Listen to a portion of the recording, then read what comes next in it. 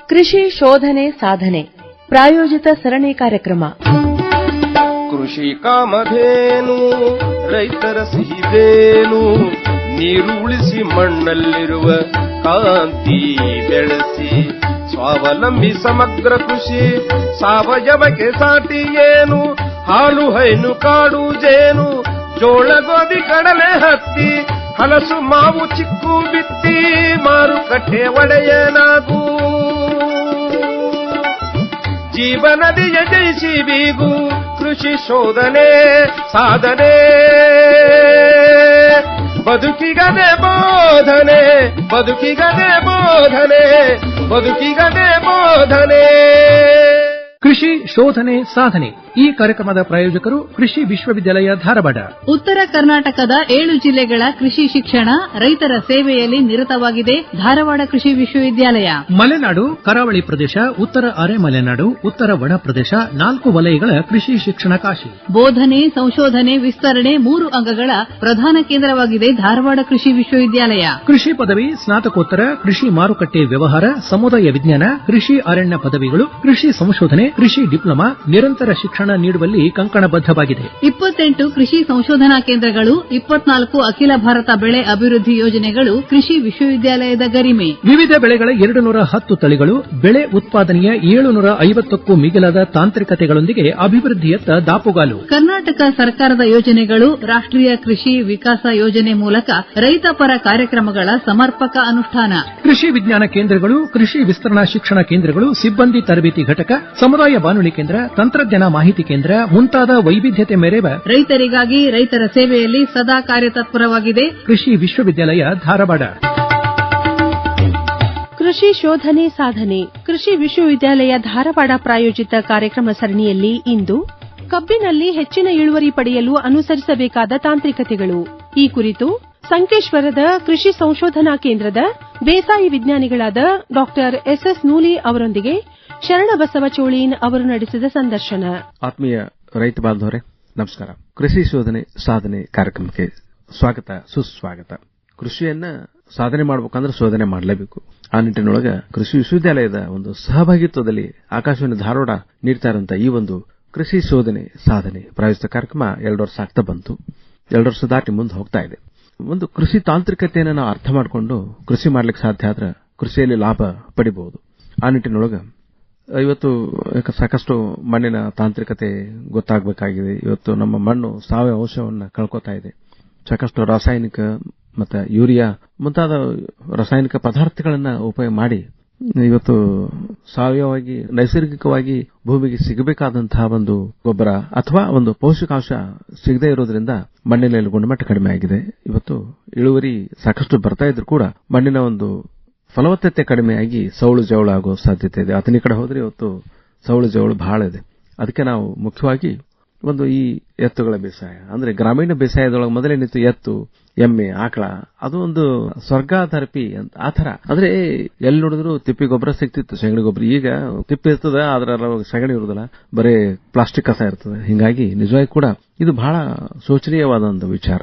ನಿಜವಾಗಿ ಹೇಳ್ಬೇಕು ಅಂದ್ರೆ ರೈತನ ಬದುಕು ಬಂಗಾರ ಆಗಬೇಕು ಅಂದ್ರೆ ಮಣ್ಣಿನಲ್ಲಿ ಬಂಗಾರ ಇರಬೇಕು. ಮಣ್ಣಿನಲ್ಲಿ ಬಂಗಾರ ಇರಬೇಕು ಅಂದ್ರೆ ಅಲ್ಲಿ ಪೋಷಕಾಂಶಗಳಿರಬೇಕು, ಸೂಕ್ಷ್ಮ ಜೀವಿಗಳಿರಬೇಕು, ಎರೆಹುಳು ಇರಬೇಕು. ಅಂದ್ರೆ ಮಾತ್ರ ಭೂಮಿಯಲ್ಲಿ ಸತ್ವ ಇರ್ತದೆ. ಭೂಮಿ ಬದುಕಿದೆ ಅಂದ್ರೆ ನಾವು ಬದುಕ್ತೀವಿ. ಅದು ನಾವೆಲ್ಲ ಗಮನಿಸಬೇಕಾಗಿದೆ. ಆ ನಿಟ್ಟಿನೊಳಗೆ ಆರಂಭಿಕ ಮಾತುಗಳನ್ನು ಹೇಳ್ತಾ ಇವತ್ತು ನಮ್ಮ ಉತ್ತರ ಕರ್ನಾಟಕ, ವಿಶೇಷವಾಗಿ ಬೆಳಗಾವಿ ಜಿಲ್ಲೆ ಕಬ್ಬಿನ ಕಣಜ, ಸಕ್ಕರೆ ಕಣಜ ಅಂತಾನೆ ಕರೀತಾರೆ.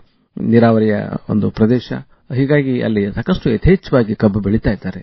ರಫ್ತು ಮಾಡುವಷ್ಟು ಕಬ್ಬನ್ನ ಅವರು ಬೆಳೀತಾ ಇದ್ದಾರೆ. ಹೀಗಾಗಿ ಸಾಕಷ್ಟು ಫ್ಯಾಕ್ಟರಿಗಳು ಕೂಡ ಇದೆ. ರೈತರ ಬದುಕಿನೊಳಗೆ ಬಹಳ ಒಂದು ಸವಿಯಾಗಿ ಬಂದಿದೆ ಈ ಕಬ್ಬು.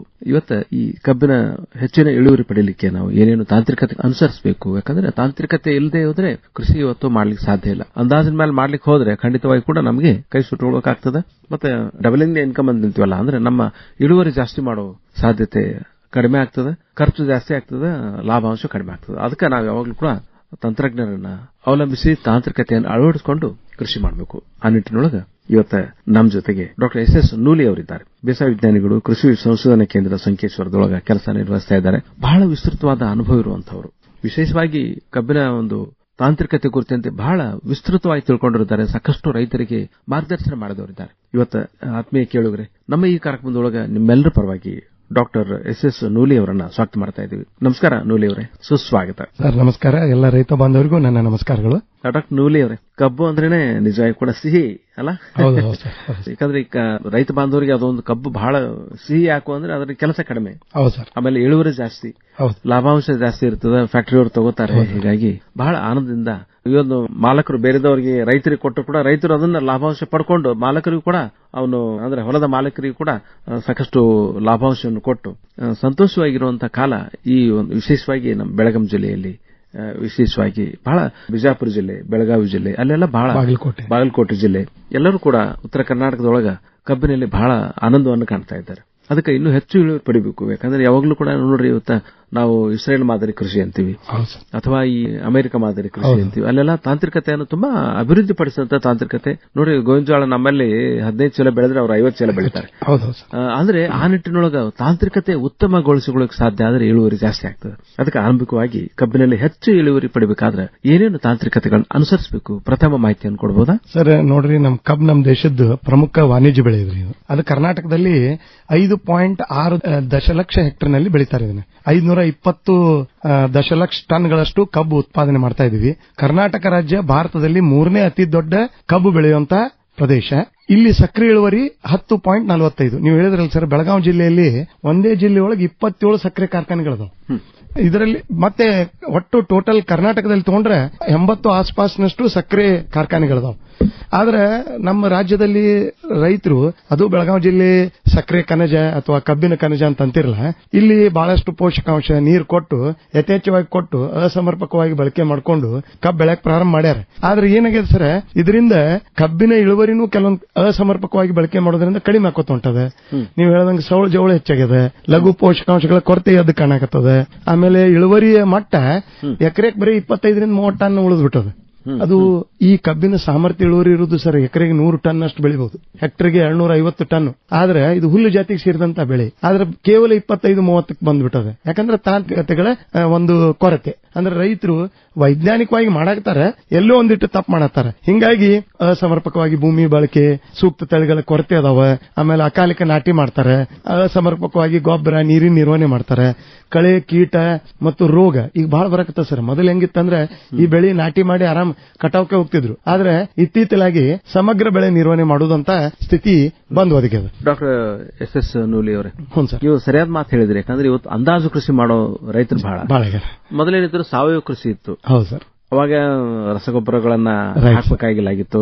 ಸಾವಯವ ಗೊಬ್ಬರದಿಂದ ಬೆಳೀತಿದ್ರು. ಆಮೇಲೆ ಬೀಜವನ್ನು ಕೂಡ ತಾವೇ ರೈತರ ಬೀಜಗಳೇ ಇರ್ತಿದ್ವು. ಈಗ ಅಂದ್ರೆ ಈಗ ಬೀಜೋಪಚಾರ ಮಾಡುವಂತದ್ದಿದೆ. ತಾಂತ್ರಿಕವಾಗಿ ನಾವು ಸಾಕಷ್ಟು ಅನುಕೂಲತೆ ಮಾಡ್ಕೊಳ್ಬೇಕು. ಯಾಕಂದ್ರೆ ರೋಗ ಬರದೇ ಇರೋ ತರ ಅವನ್ನ ನೋಡ್ಬೇಕಾಗಿದೆ. ಆದ್ರೆ ಏನಾಗಿದೆ, ಇವತ್ತು ನಾವು ರಸಗೊಬ್ಬರ ಹಾಕ್ತಿವಿ, ಯೂರಿಯಾ, ಪೊಟ್ಯಾಷಿಯಂ.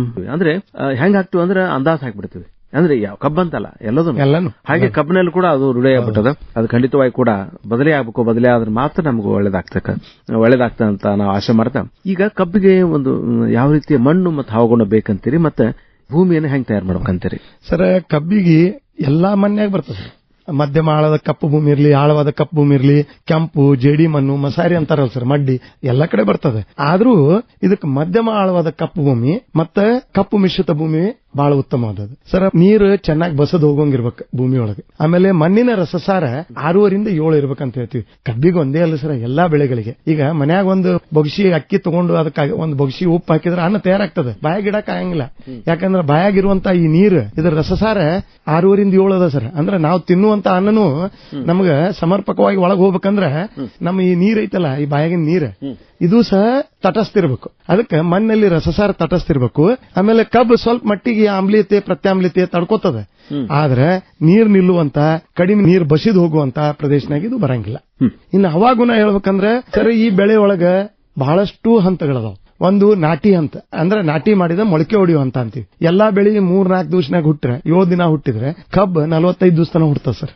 45ರಿಂದ 120 ದಿವಸ ತನ ಮರಿ ಹೊಡೆಯುವ ಅಂತ, 120ದಿಂದ 240 ದಿವಸಕ್ಕೆ ಬೆಳವಣಿಗೆ ಅಂತ ಅಂತೀವಿ, 240ದಿಂದ 300 ದಿವಸದ ತನ ಸಕ್ಕರೆವನ್ನ ತನ್ನಲ್ಲಿ ಹೆಚ್ಚು ಮಾಡ್ಕೋ ಅಂತ ಅಂತೀವಿ, 300ರಿಂದ 365ನೇ ದಿನಕ್ಕೆ ಮಾಗು ಅಂತಂತೀವಿ. 5 ಹಂತಗಳದಾವ್. ಈ ಎಲ್ಲಾ ಹಂತಗಳಲ್ಲಿ ಇದು ಬಹಳ ಶುಷ್ಕ ವಾತಾವರಣ ಬಿಡ್ತಾವ ಸರ್. ಹೆಂಗಂದ್ರೆ ತಾಪಮಾನ, ಬೆಳಕು, ತೇವಾಂಶ ಚೆನ್ನಾಗಿರ್ಬೇಕು ಆ ಹಂತನಾಗ. ಆಮೇಲೆ ಕಬ್ಬಿಗೆ ಚಲೋ ಇಳುವರಿ ತಗೋಬೇಕಂದ್ರೆ ಇದಕ್ಕೆ ನೀರ್ ಎಷ್ಟು ಬೇಕಂದ್ರೆ 2000ದಿಂದ 2500 ಮಿಲಿಮೀಟರ್ ನೀರ್ ಬೇಕಾಗ್ತದೆ. ಅಂದ್ರೆ ಚೆನ್ನಾಗಿ ಮಳೆ ಹಂಚಿಕೆ ಆಗಿರ್ಬೇಕು. ಆಮೇಲೆ ಇಲ್ಲಿ ಮೊಳಕೆ ಹೊಡೆಯುವ ಹಂತದಲ್ಲಿ ಅತ್ಯಂತ ಅಂದ್ರೆ ಹೆಂಗಂದ್ರೆ ಹಗಲಿನ ಅವಧಿ ಹೆಚ್ಚಿರುವ ದಿನಗಳು, ಆಮೇಲೆ ರಾತ್ರಿ ಕಡಿಮೆ ಇರುವಂತಹ ದಿನಗಳಲ್ಲಿ ಮೊಳಕೆ ಚೆನ್ನಾಗಿ ಹೊಡಿತದೆ, ಮರಿನೂ ಚೆನ್ನಾಗಿ ಹೊಡಿತದೆ. ಇನ್ನು ಮಾಗುವಂತನಾಗ ಬಹಳ ತೇವಾಂಶ ಬೇಕಾಗಿಲ್ಲ, ಯಾಕಂದ್ರೆ ಆಗಾಗ್ಲೇ ಸಕ್ಕರೆ ಆಗಿಬಿಟ್ಟಿರ್ತದೆ. ನಾವು ಬಹಳಷ್ಟು ಕಡಿಮೆ ಆರ್ದ್ರತೆ, ಹೆಚ್ಚಿನ ಬೆಳಕು, ಅದಕ್ಕೆ ಕಟಾವ್ ಯಾವಾಗ ಮಾಡ್ತಾರೆ ನೋಡಿ ಸರ್, ನವೆಂಬರ್, ಡಿಸೆಂಬರ್, ಜನವರಿಯಿಂದ ಕಟಾವ್ ಸ್ಟಾರ್ಟ್ ಅಂದ್ರೆ ಫ್ಯಾಕ್ಟರಿ ಚಾಲು ಆಗ್ತಾವ. ಅದಕ್ಕೆ ಈ ರೀತಿ ಹವಾಮಾನ ಇರಬೇಕು. ಆಮೇಲೆ ಅಂದ್ರೆ ಮೊದಲು ಮೊಳಕೆ ಹೊಡೆಯುವ ಹಂತನಾಗ ಬೆಳಕಿನ ದಿನಗಳು ಹೆಚ್ಚಿರಬೇಕು, ರಾತ್ರಿ ದಿನಗಳು ಕಡಿಮೆ ಇರಬೇಕು. ಈಗ ರಾತ್ರಿ ಹೆಚ್ಚಾಗ್ತಾವ, ಬೆಳಕು ಕಡಿಮೆ ಇರ್ತದ, ಆದ್ರೆ ಸೂರ್ಯನ ಪ್ರಕಾಶಮಾನ ಇರ್ತದೆ. ಆಮೇಲೆ ವೇಗ 60 ಕಿಲೋಮೀಟರ್ಗಿಂತ ಹೆಚ್ಚಿರಬಾರ್ದು, ಇಲ್ಲಿ ಕಬ್ಬು ಬೀಳುತ್ತದೆ ಸರ್. ಅದಕ್ಕೆ ಕಬ್ಬಿಗೆ ಗಾಳಿನೂ ಚೆನ್ನಾಗಿ ಇರಬೇಕು. ಇನ್ನು ಭೂಮಿ ತಯಾರು ಮಾಡೋದ್ರ ಬಗ್ಗೆ ಹೇಳಿದ್ರಿ ಸರ್. ಈ ಕಬ್ಬಿಗೆ ನಾವು C4 ಪ್ಲಾಂಟ್ ಅಂತೀವಿ ವೈಜ್ಞಾನಿಕವಾಗಿ. ಇದು ಹೆಚ್ಚಿನ ಗಾಳಿ, ಬೆಳಕು, ಸೂರ್ಯನ ಪ್ರಖರತೆ ತೆಗೆದುಕೊಂಡು ಬೆಳೆಯುವಂತ ಬೆಳೆ. ಅವುಗಳನ್ನು ಉಪಯೋಗ ಮಾಡಿಕೊಂಡು, ಯಾಕಂದ್ರೆ ಕಬ್ಬಿನಾಗ ಎಲ್ಲಾ ಭಾಗ ಬಹಳ ಇಂಪಾರ್ಟೆಂಟ್ ಸರ್. ಇದು ಇಲ್ಲೇನು ಹೂ ಆಗಂಗಿಲ್ಲ, ಕಾಯಿ ಆಗಂಗಿಲ್ಲ. ಕಬ್ಬಿನ ಕಾಂಡನೆ ವೆಜಿಟೇಟಿವ್ ಗ್ರೋತ್, ಅದನ್ನೇ ನಾವು ಆಹಾರದ ಪದಾರ್ಥ ಅಂತೀವಿ. ಅದಕ್ಕೆ ಭೂಮಿ ತಯಾರಿಕೆ ಯಾಕೆ ಒಳ್ಳೇದಾಗಬೇಕಂದ್ರೆ, 1 ನಾಟಿ ಕಬ್ಬು, 2 ಕಬ್ಬು ತೆಗೆದುಕೊಳ್ಳುವಂತ ಒಂದು ಅವಕಾಶ ನಮ್ಮ ಕರ್ನಾಟಕ ರಾಜ್ಯದಲ್ಲಿ ಬಹಳಷ್ಟು ರೈತರು ಮಾಡ್ತಾರೆ ಸರ್. ಅಂದ್ರೆ ಒಮ್ಮೆ ಕಬ್ಬು ಹಚ್ಚಿದ್ರೆ 3 ವರ್ಷ ತನ ಏನು ಮಾಡಕ್ಕಾಗಿಲ್ಲ. ಅದಕ್ಕೆ ಫಸ್ಟಿಗೆ ಭೂಮಿ ತಯಾರಿಕೆ ಚೆನ್ನಾಗಿ ಆಗ್ಬೇಕು. ಅದಕ್ಕೆ ರೈತರಿಗೆ ಏನಿರೋದು, ಆಳವಾದ ಬೇಸಿಗೆ ಉಳುಮೆಯನ್ನ, ಮಾಗಿ ಉಳುಮೆ ಅಂತೀವಲ್ಲ, ಅದನ್ನ ಮಾರ್ಚ್ ಏಪ್ರಿಲ್ ತಿಂಗಳ ಕಬ್ಬು ಹಚ್ಚೋರಿದ್ರೆ ಮಾಡ್ಕೋಬೇಕು ಸರ್. ಇಲ್ಲಿ ಒಂದು ತಂತ್ರಜ್ಞಾನ ಹೇಳಿಕ್ಕೆ ಇಚ್ಛೆ ಪಡ್ತೀನಿ ಕಬ್ಬಿನ ರೈತರಿಗೆ. ಮೊದಲನೇ ಉಳುಮೆಯನ್ನ ಪೂರ್ವ ಪಶ್ಚಿಮವಾಗಿ ಮಾಡ್ರಿ, 2ನೇ ಉಳುಮೆಯನ್ನ ಉಲ್ಟಾ ದಕ್ಷಿಣ ಉತ್ತರವಾಗಿ ಮಾಡ್ಬೇಕು. 2 ಸತ ಮಾಡ್ಬೇಕು. ಯಾಕಂದ್ರೆ ಭೂಮಿ ಬಿರುಸಾಗಿರ್ತದೆ, ತೆಳಗ್ ಗಟ್ಟಿಯಾಗಿರ್ತದೆ, ಅದನ್ನೆಲ್ಲ ಹೊಡ್ಕೊಂಡು ಚಲೋ ತಂಗಿ ಭೂಮಿ ಹದ ಮಾಡ್ಕೋಬೇಕು. ಆಮೇಲೆ ದಕ್ಷಿಣ ಉತ್ತರವಾಗಿ ಸಾಲ್ ಕೊರಿಬೇಕಂತ ಹೇಳಿ ವೈಜ್ಞಾನಿಕವಾಗಿ ಹೇಳ್ತೀವಿ. ಇದು ಎಲ್ಲರಿಗೂ ಸಾಧ್ಯ ಇಲ್ಲ ಸರ್. ನನ್ನ ಹೊಲ ಹೆಂಗಿರ್ತದೆ ತಂಗ್ ಕೊರ್ಯಾವ, ಇಳಕಲಿಗೆ ಅಡ್ಡಲಾಗಿನೇ ಮಾಡ್ಬೇಕು. ದಕ್ಷಿಣ ಉತ್ತರವಾಗಿ ಕರೆದ್ರೆ ಏನು ವೈಜ್ಞಾನಿಕವಾಗಿ ಅದರ ಅಡ್ವಾಂಟೇಜ್ ಅಂದ್ರೆ ಗಾಳಿ ತಟಸ್ಥ ಆಗ್ತದೆ ಸರ್. ಅವಾಗ ಆಯ್ತಂದ್ರೆ ಆಟೋಮೆಟಿಕ್ಲಿ ಏನಾಗ್ತದೆ ಸರ್, ಕಾರ್ಬನ್ ಡೈಆಕ್ಸೈಡ್ ಹೆಚ್ಚು ಸಿಗ್ತದೆ, ಮಸ್ತ್ ಎಲಿ ತಗೋತದೆ, ಕಬ್ಬ ಗಣಿಕೆ ಹೆಚ್ಚಾಗ್ತವ, ದಪ್ಪ ಆಗ್ತದ, ತೂಕ ಬರ್ತದೆ, ಇಳುವರಿ ಬರ್ತದೆ. ಅದಕ್ಕೆ ಇದು ಒಂದು ಆರ್ಟ್ ಸರ್. ಅದಕ್ಕೆ ಕೃಷಿಯನ್ನ ಕಲೆ ಮತ್ತು ವಿಜ್ಞಾನ ಅಂತ ಕರೀತಾರೆ. ಎಂತ ಮಾತ್ರ ಅದನ್ನ ನೋಡ್ರಿ, ಎಷ್ಟು ಅಂದ್ರೆ ತಾಂತ್ರಿಕತೆ ಅವಶ್ಯಕತೆ ಎಷ್ಟದ ಅಂತ. ಹೌದು ಸರ್. ನಾವು ಅತ್ಯುತ್ತಮವಾಗಿ ಉತ್ಕೃಷ್ಟ ಗುಣಮಟ್ಟದ ಒಂದು ಕಬ್ಬು ಬೆಳಿಬೇಕು, ಮತ್ತೆ ಅದು ಹೆಚ್ಚು ಇಳುವರಿ ಮಾಡ್ಕೊಳ್ಬೇಕು ಅಂದ್ರೆ ಖಂಡಿತವಾಗಿ ಇವುಗಳನ್ನ ನಾವು ಅನುಸರಿಸಬೇಕು. ಈ ಕಬ್ಬಿನ ಒಂದು ಸೂಕ್ತ ನಾಟಿ ಕಾಲ ಯಾವುದು ಅಂತ ಹೇಳ್ತೀರಿ, ಮತ್ತೆ ಯಾವ ತಳಿಗಳನ್ನ ಆಯ್ಕೆ ಮಾಡಬೇಕು ಅಂತ ಹೇಳ್ತೀರಾ ಸರ್? ಈಗ ಕಬ್ಬಿನೊಳಗ ನಾಟಿ ಸಮಯ ಇಳುವರಿಯನ್ನೇ ನಿರ್ಧರಿಸ್ತದೆ ಸರ್. ಇಲ್ಲಿ ವರ್ಷ ಪೂರ್ತಿ ಹಚ್ಚಬಹುದಂತಾರೆ, ಆದ್ರೆ ಹಂಗಿಲ್ಲ.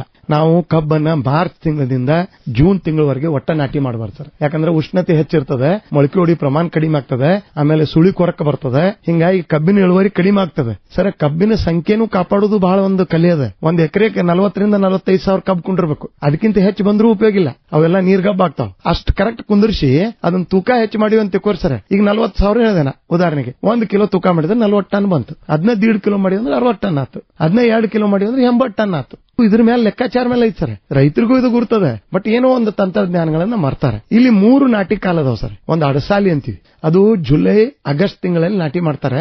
ಇದು ನಮ್ಮ ಕರ್ನಾಟಕನಾಗ ಬಹಳ ಪ್ರದೇಶದಲ್ಲಿ ಇಲ್ಲ ಸರ್. ಕೇವಲ ಬೆಳಗಾವಿ ಜಿಲ್ಲೆಯಲ್ಲಿ ಮಹಾರಾಷ್ಟ್ರಕ್ಕೆ ಏನು ಹೊಂದ್ಕೊಂಡಿರುವಂತಹ ಪ್ರದೇಶ ಅದಾವಲ್ಲ, 10% ಅದ. ಹೆಂಗಂದ್ರೆ ಸರ್, ಅದು ಈ ಜುಲೈ ಆಗಸ್ಟ್ನಾಗ ಹಚ್ಚಿ ಈ ಫ್ಯಾಕ್ಟ್ರಿಗೆ ಅಲ್ಲ ಸರ್, ಮುಂದಿನ ಫ್ಯಾಕ್ಟ್ರಿಗೆ 18 ತಿಂಗಳಾದ್ಮೇಲೆ ಕಟಾವ್ ಮಾಡೋದು. ಇದು ಇಳುವರಿ ಮಾತ್ರ ಚೆನ್ನಾಗಿ ಬರ್ತದೆ ಸರ್.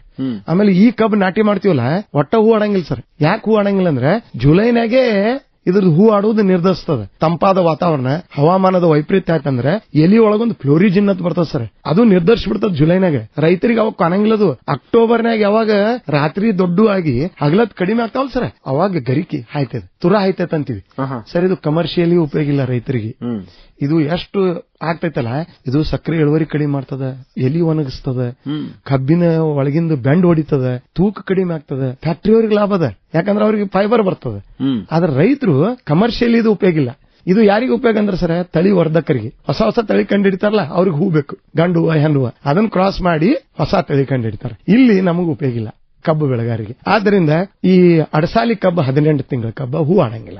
ಇನ್ನೊಂದು ಅಕ್ಟೋಬರ್ ನವೆಂಬರ್ ಪೂರ್ವ ಹಂಗಾಮು ಅಂತ ಕರಿತೀವಿ ಸರ್. ಈ ಕಬ್ಬನ್ನ ಬಹಳಷ್ಟು ಪ್ರತಿಶತ 50% ನಾಟಿ ಮಾಡ್ತಾರೆ ಸರ್. ಇದನ್ನ ಎಲ್ಲಾ ಭಾಗದಲ್ಲಿ, ಯಾಕಂದ್ರೆ ಈ ಫ್ಯಾಕ್ಟರಿ ಯೂಶಲಿ ಅಕ್ಟೋಬರ್ ಚಲೋ ಆಗ್ತಾವಲ್ಲ ಸರ್. ಅಕ್ಟೋಬರ್ ಕಟಾವ್ ಮಾಡ್ತಾರೆ. ಸ್ವಲ್ಪ ಹೆಚ್ಚ ಕಡಿಮೆ ಆದ್ರೂ ನವೆಂಬರ್ ಡಿಸೆಂಬರ್ ಕಟಾವ್ ಮಾಡ್ತಾರೆ. ಇನ್ನೊಂದು ನಾಟಿ ಪದ್ಧತಿ ಐತಿ ಜನವರಿ ಫೆಬ್ರವರಿ.